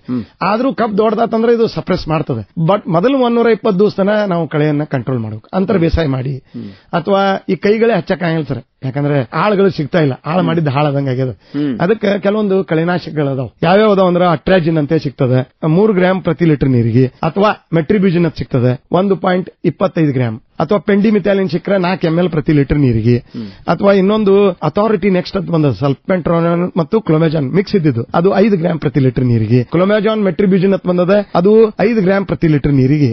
ನಾಟಿ ಮಾಡಿದ 3 ದಿನದಾಗ ಹೊಡೆದ್ರೆ ಕಂಟ್ರೋಲ್ ಆಗ್ತದೆ. ಇನ್ನ ಕಳೆ ಬಂದು ಅಂತ ತಿಳ್ಕೊರಿ ಸರ್, ಹುಟ್ಟಿದ ಮೇಲೆ ಸರ್ 2-3 ಹರ್ಬಿಸೈಡ್ ಹೊಸ ಅದಾವ. ಒಂದು ಮಾರ್ಕೆಟ್ನಾಗ ಟ್ರಿಸ್ಕೇಲ್ ಅಥವಾ ತ್ರಿಶೂಕ್ ಅಂತ ಹೇಳಿ ಬರ್ತದೆ, ಅದು ಕೆಮಿಕಲ್ ನೇಮ್ 3 ಅದಾವ. 6 ಗ್ರಾಮ್ ಪ್ರತಿ ಲೀಟರ್ ನೀರಿಗೆ. ಅಥವಾ ವೆಸ್ನಿಟ್ ಕಂಪ್ಲೀಟ್ ಅಂತ ಬಂದದ 5 ml ಪ್ರತಿ ಲೀಟರ್ ನೀರಿಗೆ. ಅಥವಾ ಕೆಲಾರಿಸ್ ಎಕ್ಸ್ಟ್ರಾ ಅಂತ ಬಂದದ 6 ml ಪ್ರತಿ ಲೀಟರ್ ನೀರಿಗೆ. ಇದನ್ನ ಹಾಕಿ ಸಿಂಪರಣೆ ಮಾಡಿದ್ರೆ ಕಳೆಗಳನ್ನ ನಿಯಂತ್ರಣ. ಬಹಳ ಸಂತೋಷ ಡಾಕ್ಟರ್ SS ನೂಲಿ ಅವರೇ. ನೋಡ್ರಿ, ನೀರು ಬಿಡೋದಕ್ಕಿಂತ ಮುಖ್ಯ ನೀರು ಬಿಡದೇ ಇರೋದು ಹೇಗೆ ಅನ್ನೋದು ನಾವು ಬಹಳ ಮುಖ್ಯ ತಿಳ್ಕೋಬೇಕು. ಯಾವಾಗ ಬ್ಯಾಡ ನೀರು ಅನ್ನೋದು ನಾವು ತಿಳ್ಕೊಂಡಿರ್ಬೇಕು. ಸರಿ, ಎಲ್ಲರೂ ಏನ್ ತಿಳ್ಕೊಂಡ್ರಿ, ಕಬ್ಬು ನೀರ್ ಬಾಳ ತಗೋದಂತ. ಭತ್ತಕ್ಕೆ ಹೋಲಿಸಿದ್ರೆ, ಬೇರೆ ಬೆಳೆಗಳಿಗೆ ಹೋಲಿಸಿದ್ರೆ ಕಬ್ಬು ನೀರ್ ಬಾಳ ತಗೋಂಗಿಲ್ಲ. ಇವ್ರು ಬಹಳ ನೀರು ಬಿಟ್ಟು ಅದನ್ನ ಹಂಗ ಮಾಡಿ. ಅದಕ್ಕೆ ನೀರು ಬಿಡದೇ ಇರೋ ಸಮಯನೂ ಕೂಡ ಇರ್ತದ, ನೋಡ್ಬೇಕು ಅನ್ನೋದು. ಈಗ ಅಂತರ ಮಿಶ್ರ ಬೆಳೆಯನ್ನು ಬೆಳಿಬಹುದು ಕಬ್ಬಿನೊಳಗ, ಆಗ್ಲೇ ಹೇಳಕತ್ತಿದ್ವಿ. ಈಗ ಬರದ ನಿರ್ವಹಣೆ ಮಾಡೋದು ಬಹಳ ಅವಶ್ಯಕತೆ ಅದ. ಈ ಕೆಲವೊಂದಿಷ್ಟು ಗೊಣ್ಣೆ ಹುಳು ನಿಯಂತ್ರಣ, ಯಾಕಂದ್ರೆ ಇದು ಕಾಟ ಬಹಳ ಆಗಿದೆ. ಒಂದೆರಡು ಸಂಕ್ಷಿಪ್ತವಾಗಿ 1-2 ಮಾತು ಹೇಳ್ಬೋದಾ ಸರ್? ಇದು ಅಗಲ ಅಂತರ ಸಾಲಿನಾಗ ಬೆಳೆದ್ರೆ ಈ ತರ ತರಕಾರಿ ಬೆಳೆಗಳಾದಂತಹ ಕ್ಯಾಬೇಜು, ಕಾಲಿಫ್ಲವರ್, ಟೊಮ್ಯಾಟೊ, ಬೆಂಡಿಕಾಯಿ, ಆಮೇಲೆ ಕಾಯಿಪಲ್ಯಗಳಾದಂತಹ ಮೆಂತೆ, ಕೊತ್ತಂಬರಿ, ಬೀನ್ಸ್, ಆಮೇಲೆ ಬೀಟ್ರೂಟ್ಸ್ ಅದು ಬೆಳಿಬಹುದು. ಇನ್ನ ಕೃಷಿ ಬೆಳೆಗಳಾದಂತಹ ಕಡ್ಲಿ, ಆಮೇಲೆ ಸೋಯಾಬೀನ್ ಬ್ಯಾಸಗಿದು, ಈರುಳ್ಳಿ, ಆಮೇಲೆ ತರಕಾರಿ ಬೆಳೆಗಳು ಬ್ಯಾಸಗಿ ಶೇಂಗಾ. ಯಾಕಂದ್ರೆ ಇದು ಅಕ್ಟೋಬರ್ ನವೆಂಬರ್ನಾಗ ನಾಟಿ ಮಾಡ್ತಾರೆ ಸರ್. ಇದರಿಂದ ಮಾಡೋದ್ರಿಂದ 10-15% ಇಳುವರಿನೂ ಕಬ್ಬಿಗೂ ಅನುಕೂಲ ಆಗ್ತದೆ. ಆಮೇಲೆ ನಿಮ್ಗೆ ಹೆಚ್ಚಿನ ಆದಾಯನೂ ಬೇರೆ ಬರ್ತದೆ. ಅದಕ್ಕೆ ಅಂತರ ಬೆಳೆಯಾಗಿ ಹಸಿರೆಲೆ ಗೊಬ್ಬರನ ಬೆಳೆದು ನಾವು ಮಾಡಬಹುದು. ಇವು ಅಂತರ ಮತ್ತು ಮಿಶ್ರ ಬೆಳೆ. ಇನ್ನ ಬರದ ನಿರ್ವಹಣೆ ಅಂದ್ರೆ ಸರ್, ಕಬ್ಬು ಒಂದು ಬರ ಪಾರ್ ಮಾಡಬೇಕು. ಅದಕ್ಕೆ ಏನ್ ಮಾಡ್ಬೇಕು, ಸಾಲ್ ಬಿಟ್ಟು ಸಾಲ್ ರೌದಿ ಸುಡಬೇಡ್ರಿ. ರೌದಿ ಸುಟ್ರೆ 8,523 ರೂಪಾಯಿ ನೋಟಿಗೆ ಬೆಂಕಿ ಹಚ್ಚದಂಗ ಸರ್. ಅಷ್ಟು ಗೊಬ್ಬರ ಅದಾವ ಅತ್ರ ನೋಡ್ರಿ. ಸಾರ್ವಜನಿಕದ, ರಂಜಕದ, ಪೊಟ್ಯಾಶ್ ಅದ, ಕ್ಯಾಲ್ಸಿಯಂ ಅದ, ಮ್ಯಾಗ್ನೇಷಿಯಂ ಅದ, ಸಲ್ಫರ್ ಅದ. ಇದು ರೈತರಿಗೆ ಗುರ್ತದ ಸರ್, ಅದು ಸುಡ್ತಾರೆ ಯಾಕನ್ನೋದು ಗುರ್ತಿಲ್ಲ. ಆಮೇಲೆ 1 ಟನ್ ರೌದಿಗೆ ಸೂಕ್ಷ್ಮಾಣು ಜೀವಿ ಹಾಕಿ ಅಲ್ಲೇ ಕಳಿಸ್ರಿ, ಸಾವಯವ ವಸ್ತು ಹೆಚ್ಚಾಗ್ತದೆ. ಆಮೇಲೆ ನೀರು ಕೊಡುವಾಗ 25 ಕೆಜಿ ಎಕ್ಸ್ಟ್ರಾ ಪೊಟ್ಯಾಶ್ ಕೊಡ್ರಿ, ಬರ ಇತ್ತಪ್ಪ ಅಂದ್ರೆ ಬ್ಯಾಸಗಿ, ಅದು ಕಂಟ್ರೋಲ್ ಆಗ್ತದೆ. ಇನ್ನ ನೀವು ಕೀಟದ ನಿರ್ವಹಣೆ ಕೇಳಿದ್ರಿ, ಬಹಳಷ್ಟು ಕೀಟಗಳು ಬರ್ತಾವ ಸರ್ ಈ ಕಬ್ಬಿನಾಗ. ಅದ್ರಾಗ ಮಣ್ಣಿಂದ ಬರುವ ಕೀಟಗಳಲ್ಲಿ ಗೊನ್ನಿ ಹುಳ, ಗೆದ್ದಲು ಪ್ರಮುಖ. ಇನ್ನ ಕೊರಕಗಳು, ಸಸಿ ಸುಳಿ ಕೊರಕ, ಅಂತರ್ಗಣಿಕೆ ಕುರಕ, ಆಮೇಲೆ ಬೇರು ಕೊರಕ, ಇವು ಬರ್ತಾವ. ರಸ ಇರು ಕೀಟಗಳು ಬರ್ತಾವ ಸರ್. ಇಲ್ಲಿ ಸಮಗ್ರ ರೋಗ ಕೀಟಗಳ ನಿರ್ವಹಣಾ ಪದ್ಧತಿಗಳನ್ನು ಹೇಳ್ಬಿಡ್ತೀನಿ. ಸಾಗುವಳಿ ಕ್ರಮದಿಂದ ಮಾಗಿ ಉಳುಮೆ ಮಾಡಿದ್ರೆ 10-20% ಕಡಿಮೆ ಆಗ್ತದೆ. ಸೂಕ್ತ ಸಮಯದಲ್ಲಿ ನಾಟಿ ಮಾಡೋದು, ಬೆಳೆ ಪರಿವರ್ತನೆ ಮಾಡೋದು. ಇನ್ನು ಜೈವಿಕ ಕ್ರಮಗಳು ನಮ್ಮಲ್ಲಿ ವಿಶ್ವವಿದ್ಯಾಲಯದಲ್ಲಿ ಅದಾವ. ಟ್ರೈಕೋಗ್ರಾಮ, ಕೃಷಿ ತತ್ತಿ ಪರತಂತ್ರಕ ಜೀವಿಗಳನ್ನು ಬಿಡುವುದು. ಆಮೇಲೆ ಈ ಮೆಟ್ರೈಜಿಯಂ ಅದನ್ನು ಉಪಯೋಗ ಮಾಡೋದು ಸರ್. ನಾಟಿ ಮಾಡುವಾಗ 5 ಕೆಜಿ, ಬೋಧ್ ಇರಿಸೋ ಟೈಮ್ನಾಗ 5 ಕೆಜಿ ಎರೆಹುಳು ಗೊಬ್ಬರ ಜೊತೆ ಅದು ನಿಮಗೆ ಈ ಗೊಣ್ಣೆ ಹುಳುವಿನ ಬಾಧೆಯನ್ನ ಕಡಿಮೆ ಮಾಡ್ತದೆ, ರೋಗ ಕೀಟಗಳನ್ನ ನಾವು ನಿರ್ವಹಣೆ ಮಾಡಬಹುದು. ಬಹಳ ಸಂತೋಷ ಡಾಕ್ಟರ್ ಎಸ್ ನೂಲಿ ಅವರು, ಬಹಳ ವಿಸ್ತೃತವಾಗಿ ಚರ್ಚೆ ಮಾಡಿದ್ವಿ. ಈ ಮಾಹಿತಿಯನ್ನು ನಮ್ಮ ರೈತ ಬಾಂಧವರು ತಿಳ್ಕೊಂಡ್ರೆ ಖಂಡಿತವಾಗಿ ಕೂಡ ಕಬ್ಬನ್ನ ಹೆಚ್ಚು ಬೆಳಿಲಿಕ್ಕೆ ಸಾಧ್ಯ ಆಗ್ತದೆ. ಅದನ್ನ ಮಾಡ್ಲಿ ಅಂತ ಆಸೆ ಮಾಡ್ತಾ, ಅರಿವು ಮಾಡಿಕೊಂಡು ನಾವು ಹೆಚ್ಚು ಬೆಳೆಯನ್ನ ಬೆಳೆಯೋಣ, ಅನ್ನದಾತರಾಗೋಣ, ಮತ್ತೆ ಮುಖ್ಯವಾಗಿ ನಮ್ಮ ದೇಶದ ಅಭ್ಯುದಯಕ್ಕೆ ನಾವು ಕಾರಣೀಭೂತರಾಗೋಣ ಅಂತ ಹಾರೈಸ್ತಾ, ನಮ್ಮೆಲ್ಲ ರೈತ ಬಾಂಧವರ ಪರವಾಗಿ ಕೃಷಿ ಶೋಧನೆ ಸಾಧನೆ ಕಾರ್ಯಕ್ರಮದೊಳಗೆ ಉತ್ತಮವಾದ ಮಾಹಿತಿ ನೀಡಿದ್ದಕ್ಕೆ ರೈತ ಬಾಂಧವರ ಪರವಾಗಿ ಹೃತ್ಪೂರ್ವಕ ಅಭಿನಂದನೆಗಳು, ಧನ್ಯವಾದಗಳು. ನಮಸ್ಕಾರ ಡಾಕ್ಟರ್ ಎಸ್ ನೂಲಿ ಅವರೇ. ತಮಗೂ ಅಭಿನಂದನೆಗಳು, ರೈತರಿಗೂ ಅಭಿನಂದನೆಗಳು. ನಮ್ಮ ಕೃಷಿ ಸಂಶೋಧನಾ ಕೇಂದ್ರಕ್ಕೆ ತಾವು ಭೇಟಿ ಕೊಡ್ರಿ. ತಮಗೆ ವೈಯಕ್ತಿಕವಾಗಿ ಏನಾದರೂ ಸಮಸ್ಯೆಗಳಿದ್ರೆ ನನ್ನ ಮೊಬೈಲ್ ಸಂಖ್ಯೆ 9448752119 ಸಂಜೆ ಕರೆ ಮಾಡಿ ತಮಗೆ ಹೆಚ್ಚಿನ ಮಾಹಿತಿಯನ್ನು ನಾನು ನೀಡುತ್ತೇನೆ ಅಂತ ಹೇಳಿ ತಮ್ಮೆಲ್ಲರಿಗೂ ಧನ್ಯವಾದಗಳನ್ನು ಹೇಳ್ತೇನೆ. ನಮಸ್ಕಾರ. ನಮಸ್ಕಾರ.